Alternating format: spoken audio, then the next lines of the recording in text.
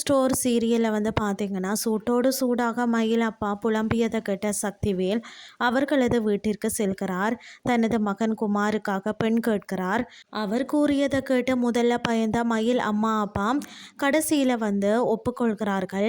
மயிலின் அம்மா அப்பா சக்திவேலிடம் இந்த கல்யாணத்திற்கு எங்களுக்கு சம்மதம் என கூற சக்திவேல் அடுத்த வேலையை கவனிக்கிறார். இன்னொரு பக்கம் மீனா தனது அலுவலகத்தில் திடீரென மயக்கம் போட்டு விழுகிறார். அவருடன் வேலை பார்ப்பவர்கள் அவரை மருத்துவமனையில் அனுமதித்து விட்டு செந்திலுக்கு போன் செய்கிறார்கள்.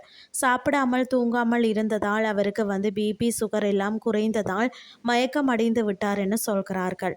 செந்தில் என்ன ஆனது என மீனாவிடம் கேட்க அவரோ பேசாமல் முகத்தை திருப்பிக் கொள்கிறார். பிறகு செந்தில் கோமதிக்கு போன் செய்து இந்த விஷயத்தை கூற உடனே பதறி அடித்து மருத்துவமனைக்கு வாரார்.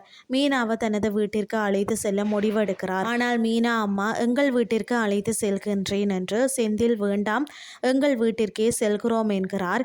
கடைசியில் மீனாவை முடிவெடுக்கட்டும் என எல்லாருமே அவரை கேட்கிறார்கள். மீனாவின் முடிவு என்ன என்பதை பொறுத்திருந்து பார்க்கலாம்.